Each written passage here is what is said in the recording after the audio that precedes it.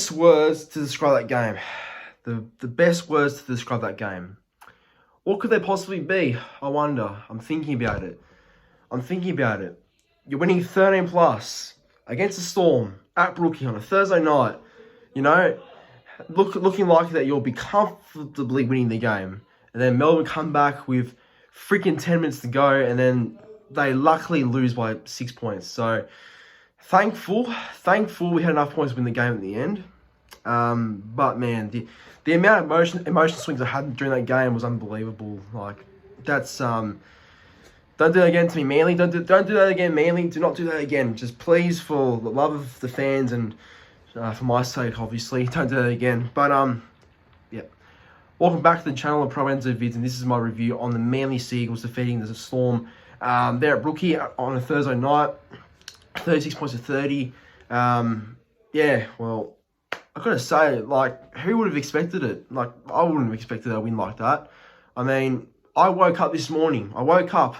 First thing I see is the roof. The first thing I see is the roof when I wake up. Let me just say that. And I expected nothing more than an all-purple affair, you know, with Melbourne winning. That's all I expected. But, yeah, and I was thinking Melbourne going to win because I wouldn't have given Manly a chance to this game, especially if after how last week fared out and how we haven't been in a top 8 side all year. But, you know, just looking at looking at tonight's game, I mean, you know, Melbourne were pretty vulnerable. I mean, they had Marion Seve and Grant Anderson on that right side where they struggled and leaked most of their points, and that's where Harper and Saab both executed that edge really well, and both of them got tries on that edge.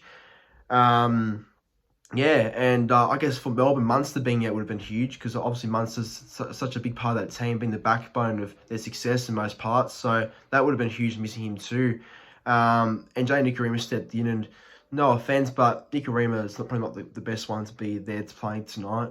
He didn't do enough in my opinion. But you know, it's look, Manly just played better. You can't put it down to missing players from Melbourne. I think Manly just played better.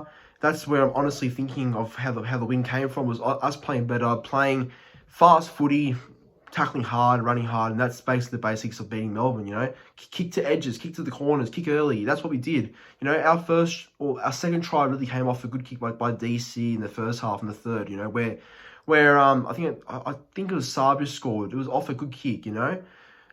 So, you know, we played the right type of game plan to beat Melbourne, I will say, and yeah, I can't be more happier than that. You know, I was obviously heartbroken about 2 weeks ago against the Cowboys because, mate, like, it was nearly like that again. It was really like the Cowboys second half ×2. Like, I mean, towards the end, I was jumping up. I was, you know, hitting the floor. I was going nuts at one point when Melbourne kept on scoring points. But when Pappenhausen got a double, or when Pappenhausen scored that last try in the 79th minute, that's where I got pretty angry.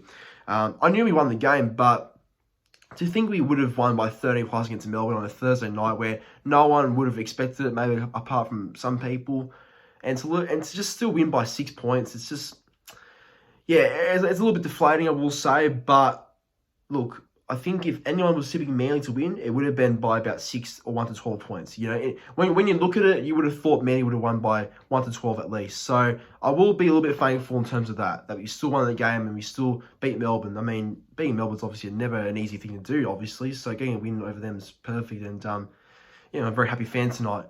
Yeah. Getting through the try scorers now, so Kohler scored the first try in the 7th minute for a beautiful intercept when the kick was done by Melbourne, and he was too fast in open space and scored. So it was a great start there. Then Melbourne hit back from Nick Meaney through just a nice play down the left-hand side. So it was 6 points to 4 Melbourne way. And then Jason Saab scored a nice try off a good DC 40-20. So we were back in the lead then. Then Christian Tuipulotu scored 3 minutes later through just a big torpedo kick by DC and bounced up, and Tuipulotu just caught the ball mid-air and then scored. And it was I don't know what Pappenhausen or Nick Meaney were doing, but far out. They should definitely call that one of them. So again, that was a good win. That was a good lead at that point to extend it. Then just before half-time, we peppered their left edge, and then yeah, Saab scored before half-time again. So at half-time, the score was 18 points to 6, and I got to say, I was confident we could win. I was confident if we kept playing that same game style of just running hard, tackling hard, hitting hard, then we win the game. But the only worry was, in the back of my mind, I was worried that this second half could be like the Cowboys game 2 weeks ago, and it was. But luckily we scored enough points this time to actually win the game. But fuck, I gotta say, the goal kicking was terrible. We should have won by 46, 48 points tonight, in all honesty, because if we got our kicks, we would have, we would have been in the 40s. So looking at that is disappointing. But, being in Melbourne, you can't complain of any of that. So anyway, the second half started by a Morgan Harper try. Harper was fantastic tonight. Got a try there. So went up 22-6. Another missed conversion, unfortunately. Then a Homoli of the Kawhi who just smashed over and scored a try. You can't stop all the Kawhi that close, man. He was fantastic. And then after that was a bit of a rampage. Oh, no, not yet, but Brandon Smith scored a try.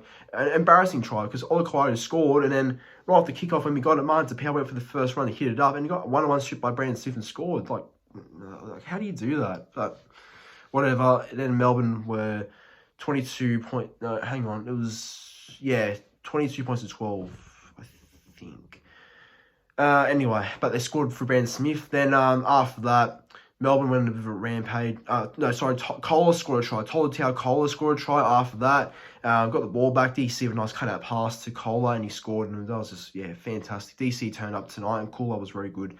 And then after that, rampage of tries. Nelson scored in the 74th minute. Pappenhausen scored in the 77th minute. On the 78th. And lastly, Pappenhausen in the 79th. Luckily... Luckily, I didn't lose my mind tonight, because I would have lost my mind if we, bottled this game like the Cowboys game. I would have lost my mind. But luckily, I'm sitting here tonight in a happy mood, and luckily that we did enough to win the game. We did enough to win the game. That's the main thing. So thank God for that. But anyway, everyone, that brings an end to the review. Thanks for watching. Make sure to like the video, subscribe to the channel, and comment your thoughts on the game. It was a crazy one, that's for sure. But thanks for watching.